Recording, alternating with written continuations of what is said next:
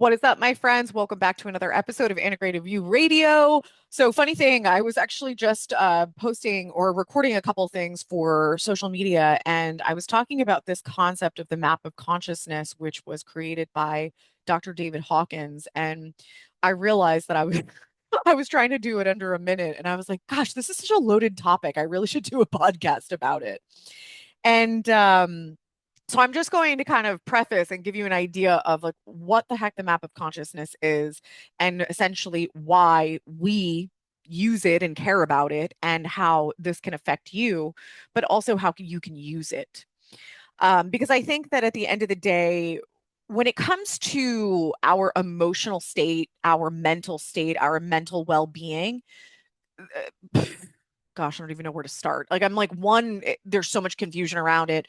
Two, nothing is black and white. It's not like I'm a happy person and I'm a sad person. I'm depressed. That doesn't exist. It is we can experience every emotion in a day. We all have different perceptions of things. People will say, bad things happen to good people, and you could talk about what you think that bad thing was, and someone else can say, yeah, but, and have a completely different perspective on it. And so that's one of the key things, is that it's all about perception. It is all about how you perceive something, and how you perceive something is actually based off of your past experiences. And this is something that I heard very much so from both Dr. Joe Dispenza and Martini. And it was so fucking true. And, don't get me wrong, it takes a while to really click and to to give you a level of freedom. But when you hear it, you kind of have this like, oh shit. And what they both were saying is that so many people are thinking and creating their present and their futures based off of their past experiences, which is a complete fucking lie fabrication. Example is, if you had your heart broken in a relationship, now, you could say, fuck love, love's not for me, or I don't trust people, I got cheated on and my heart was broken. And now you have this belief system that, okay, I experienced infidelity. Now that's going to probably happen to me again. So I'm going to have a guard up. I'm going to protect myself, and I'm not going to trust people. I'm not going to let people in easily. Obviously, these same types of things happen in friendships, is that we tag a situation that's very emotionally intense for us, and we now use that. Our ego says, use this as a protective mechanism so it doesn't happen again. But at the end of the day, the probability of it happening again is equal to it not happening. So you might say, but what if? And I say, what if not? And so for so many of us, we're using our past experiences to dictate how we think, feel, and curate our futures, which makes no fucking sense when you really, really think about it. All that we're leveraging is the ego's protective mechanism. Of course, we want to protect ourselves, but we also have to understand that there's pros and cons to protecting ourselves. You could be ripping yourself of some of the most amazing experiences in your life, some of the most amazing people in your life, because you're trying to protect yourself. So there's pros and cons, there's benefits and drawbacks to both. It's not that one is superior to the next. To live a life in isolation because you don't trust people, like, are you really living? You're just hiding away in a hole because you're too scared to get hurt. But you're already hurting because you're alone. Anyway, I derail as per usual. So this is just kind of a segue into this idea. So there's this idea of the map of consciousness. Some of you maybe have heard of this idea of your level of consciousness. Consciousness is really just like, where are you at mentally and emotionally? Like, how do you look at the world? Are you looking at the world from quote unquote the glass half full? Are you looking at the world from the glass half empty? And what I always laugh about is it's fucking both. If the water is halfway up the cup, it's both. It's half empty and half full. Like there is going to always be benefits and drawbacks to everything. There is pros and cons to everything. Nothing is one-sided. So stop fucking thinking that it is. I always say this term. I started saying it in business, but in reality, it applies to everything. Is don't expect the worst, but be prepared for anything. Like I moved to Italy. It was a huge, huge move in my life. Two things. I closed my brick and mortar business, which was a huge fucking decision. And then I moved my family to Italy across the world. Like two huge decisions in my life. Did I sit here and say, I'm going to move to Italy and all I'm going to do is like, live by the sea and, drink Aperol spritz and everything's going to be amazing and perfect? Yeah, I was hoping that there was going to be all of that amazingness, but I also knew the reality of like I'm going to a new place where I know no one. I don't know the language. Like I don't know like, there's so many things that I'm going to have to navigate that are going to be really difficult. So if I come here thinking that it's going to be a fantasy world, everything's going to work out great, then I'm going to be disappointed. So you have to be very conscious of your expectations in your life because that's all that it is. I love what Dr. DeMartini says. He's like, your fantasy is creating your fucking nightmare.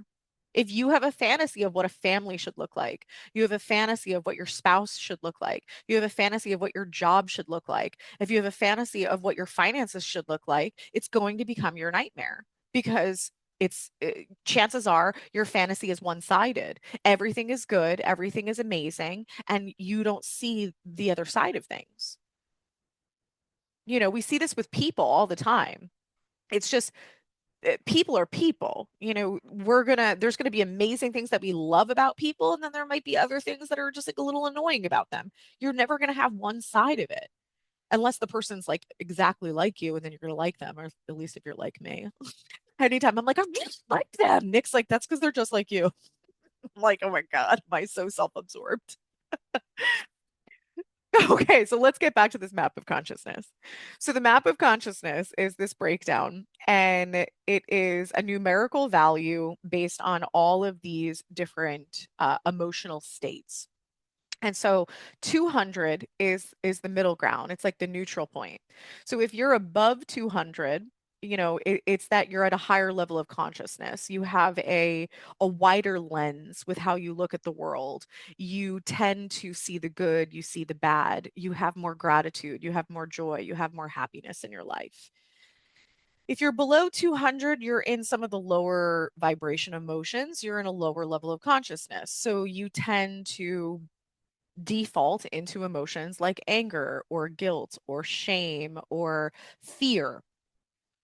The thing is that most of us don't sit in one place when it comes to the map of consciousness. We tend to sit, let's call it 50 to 75%, depending on the person, in a certain place. And a lot of people, well, depending on who they are, that they're maybe around that 200 mark, maybe they're like a little bit below that 200 mark. And the reason why I'm saying it like this is because we actually test the map of consciousness for the people that we work with. And so we have, thousands of these tests under our belt at this point. And it's very rare that someone comes up with one emotional state or one level of consciousness. They usually have there's usually two to three. And an example is that, they have this more neutral point or something a little bit lower than 200 around or most of the time. So like 50% of the time or 75% of the time they sit there. But then a lot of people also have a default, which is on the lower spectrum of consciousness. And that default depends on the person and their experiences. They can default very easily into anger. They can default into guilt. They can default into shame. They can default into fear. And they could default into desire. This is the comparison game that people play. And it's just very interesting because I think we all feel this. We feel that, like, I'm doing all right. I'm just living my life, doing my thing, going to work, going out with friends. And then we have our bad days, we have our bad weeks, and sometimes we have a bad month or few months. And we try to understand, like, why does this happen? And essentially a lot of defaulting down into that lower level of consciousness or those negative emotions has to do with an old cycle coming up, a trigger coming up. That could be an event, it could be an emotion, it could be a person, and something surfaces, and it could be an old uh program, an old belief system. You could have been told, that you were lesser than as a kid, and then your boss says something to you at work, and it's like fucking trigger, and now you're like, I'm worthless, I'm fucking not good at what I do, I'm never going to be successful, and you spiral. The same thing, you can have a person in your life that's like really intense and really intimidating, and you default into people pleasing because that was, again, something that you were told. You should be a people pleaser, you should be liked by everybody when you were young. So, or the same thing goes for an experience that you had when it came to a person who either abandoned you, a person who you know lost your trust.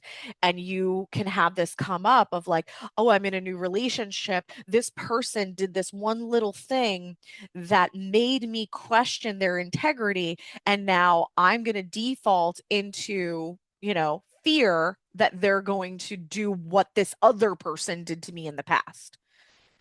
And so the great thing about this is that we're never going to, I don't want to say never. There are definitely some people that live in a very elevated place and they see the world very, very differently. But these are people that work on themselves every fucking day, and they have been working on themselves for a very, very long time.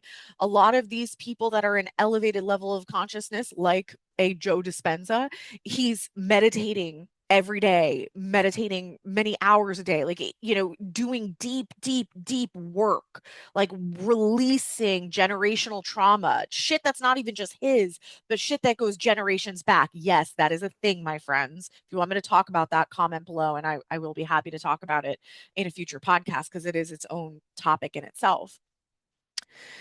But for most of us, even for myself, I work on myself quite a bit, but, there's still default programs that I can fall back into. And I remember so specifically when I was very new into my journey of more of like my personal development when it came to the mental and emotional aspects. I remember this specific mentor that I was working with, and I reached out to him because I had a stressful situation. And I said, wow, I'm so like impressed with myself. Normally I would be very reactive. I would default immediately into, you know, ego taking over, fuck you, protect myself, anger, and I wouldn't have been able to sleep. I'd be thinking about it. It would really hijack me overall. And I was like, I'm so impressed with myself. I was very calm and collected. I handled it very well. And then it was 3 days later that I started to feel kind of like those default emotions. I was fucking pissed. I was like, fuck that person. How dare you? And da da da. Da. And, it was just that protective ego kicking in. And I said to him, I go, I'm so disappointed. I feel like I've been making great strides, and clearly I haven't, because this is still a pattern for me. And he's like, okay, in the past, how quickly would you have been reactive and went into that anger mode, protection mode, probably said things you didn't, you that would have got you in trouble. And I was like, oh, it would have been like 5 minutes. And he's like, okay, and you told me that it took 3 days for this to kick in. Yep. He's like, we're gonna call that progress. And I was like, okay, that is definitely a very refreshing and humbling thing to hear, is that, it's not that we're going to not react ever again. It's just we react maybe in a lesser intensity. We react, it's a delayed reaction, but then most importantly is you get yourself out of it quickly. And that was another thing that he brought to my attention. He's like, you were pissed off for about 24 hours and then you moved on. It's like that's huge. It's when people they default into their old pattern if it's anger or fear and it hijacks them for weeks or months or years.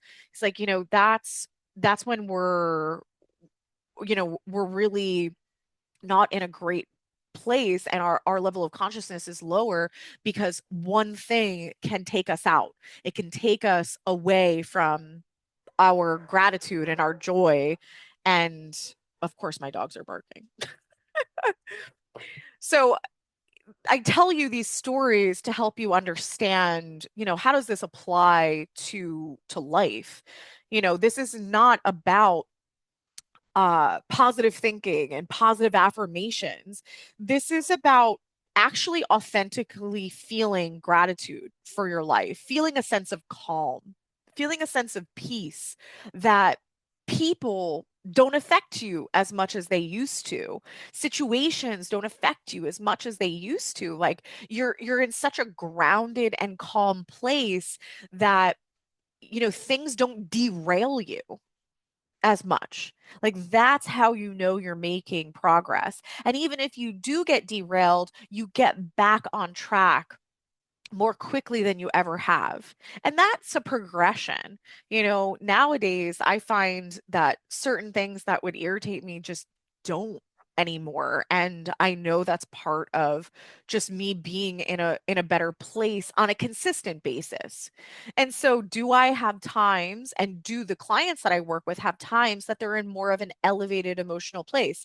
Of course, if you get really good news or, you have a financial success or you have something that you did that ended up working out really really well, you're going to have that positive reinforcement which is going to raise your level of consciousness. And you can really leverage that. You can leverage that because where attention goes, energy flows. So you can find that something happens, it elevates you, and you understand the power that you have, the power of your mind, the power of your consciousness. And you can find that one opportunity presents after the next.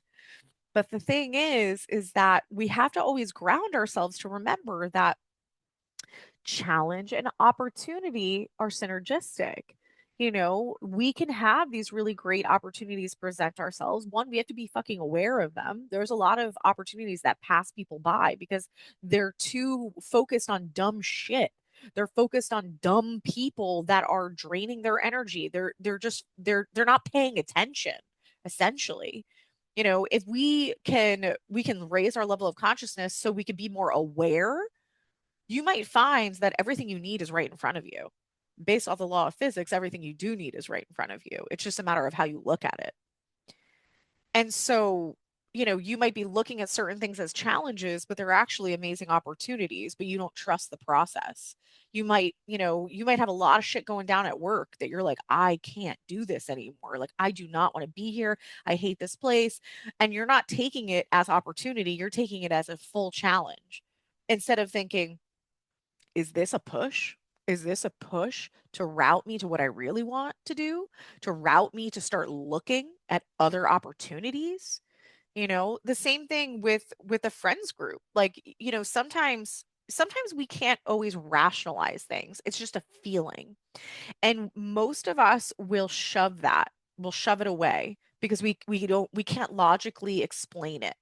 But all we know is that, that new friend or that old friend, you're just like, oh, like, just not loving our conversations, getting a little drained by this person, not super excited, for the meetups that we have scheduled. And you'll always play the game of the pros and cons list of, oh, but I've known them forever and they're nice and they're this and they're that and she's my neighbor and blah blah blah blah blah blah blah. But intuitively, it's saying like, you are growing and your level of consciousness is surpassing this person because maybe this person just wants to talk about draining things. Maybe they love drama. Maybe they're always glass half empty and now you're getting drained by that experience. And so this is an opportunity to say, How can you surround yourself around with other people that are either same playing field or going to continue to bring you up the level of consciousness?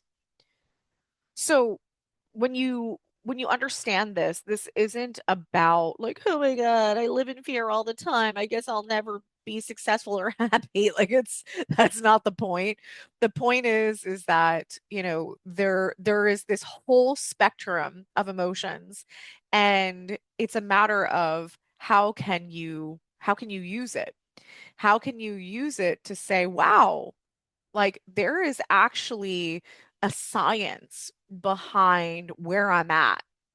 If I feel more peaceful and grounded and neutral, then that means that I'm right here in the middle of this consciousness. So, I could either choose to let people and situations bring me down the level of consciousness and make me drop back into bullshit and fear and comparison game. And I can live in that place, which doesn't feel good, or I can set myself up with the right people and the right situations to continue to allow me to go up the ladder. So it's your choice. Like you are not a victim of any of your circumstances. You're actually a co-creator of your circumstances. And you have a choice. You have a choice to scroll on social media and watch the news and stress yourself out. You have a choice to play comparison game with half the fake shit on the internet. You have a choice to stay in the job you hate. You have a choice to stay with the friends group of people that are draining you and not giving you anything. You have a choice. You have a choice. But I never said that choosing differently is easy. Most of it's not. And that's why we get stuck. But I always challenge people to think about it this way. There was a theme in my life, and I realized how it served me. It's also held me back in certain ways, but I observed a lot of things that I didn't want. I observed parents that were very much victim mentality, paycheck to paycheck, really, really struggling, a lot of emotional turmoil, abuse, physical, mental. They endured some shit, and they chose to be victims to that, which dictated so much of their future. It dictated even some of my outcomes as a young kid. And I heard the same stories of how everyone, did them wrong and betrayed them and treated them poorly and this and that. And I don't know what it was, but I just was like, I don't want any of this. And I had a bigger fear around becoming a victim than taking risks. So I had a bigger fear of, I don't want this to be my outcomes. So I'm okay with making bold decisions and taking risks and doing scary shit if that will yield a different outcome. Because I sure as hell I'm not going to go over here. I can't go over here. So it's all about how you leverage the fears that you have. If you have a fear of sickness, what are you doing about it? How are you being proactive in that? Because it's all about the tools that you have. I thought about this the other day.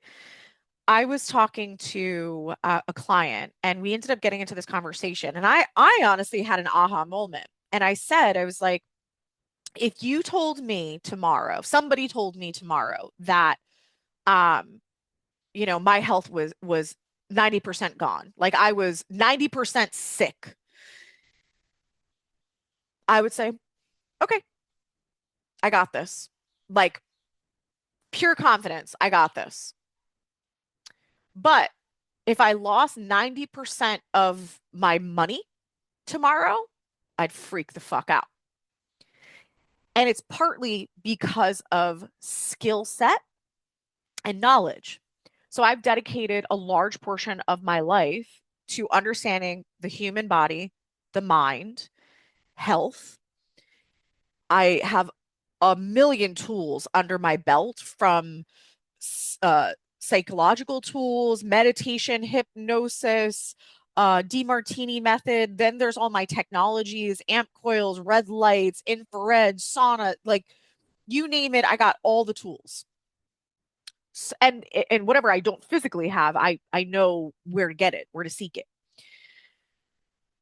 So that's why you're me, I'm never going to fear a loss of health because I've got that. Like I have the knowledge, I have the tools.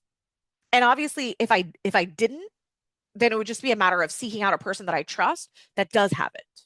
Because that's the thing. I'm not telling you guys to go become experts in health. But you should take an interest in how you can be empowered in the thing that you fear. And at least working with someone who empowers you, not just says, oh, just another pill, another surgery, another this, another that.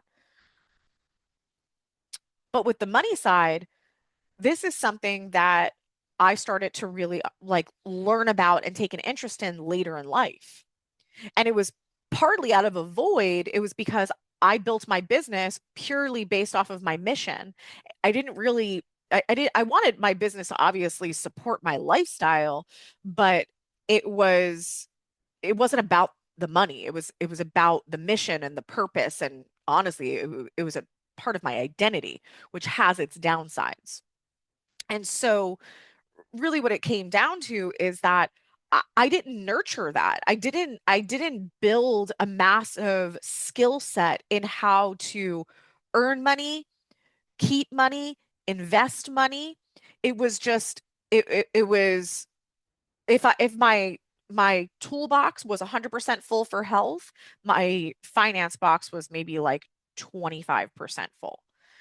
So what that really was showing me is that it was time to build up a level of confidence and empowerment around that bucket.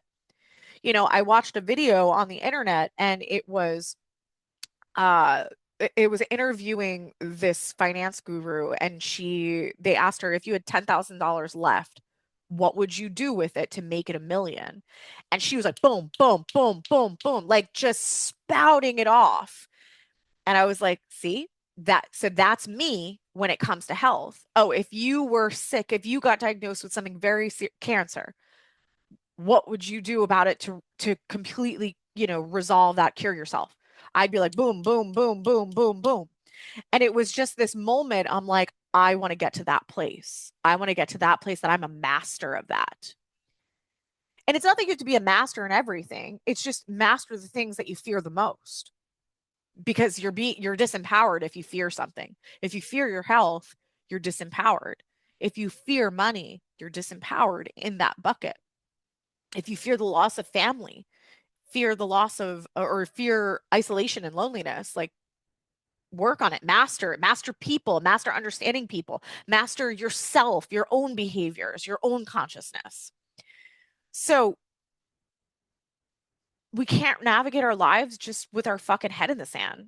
If you want a great life, like you can't just say, I get up, I have my coffee, I go to work. Like, learn something, buy a new book, spend some time by yourself, go to the fucking beach with the book, like listen to an audiobook, listen to a podcast in your car, like do something that you feel like you're tapping into your creative inspiration. You are learning something new that you can use. Like, don't always bury your head in a fictional book that's telling stories about bullshit. Like, what can you do in order to raise your level of consciousness, to build the toolbox, become more of a master of the things that you fear? This is where the magic happens. All right, guys, that's all I got for you, but I hope it was inspirational.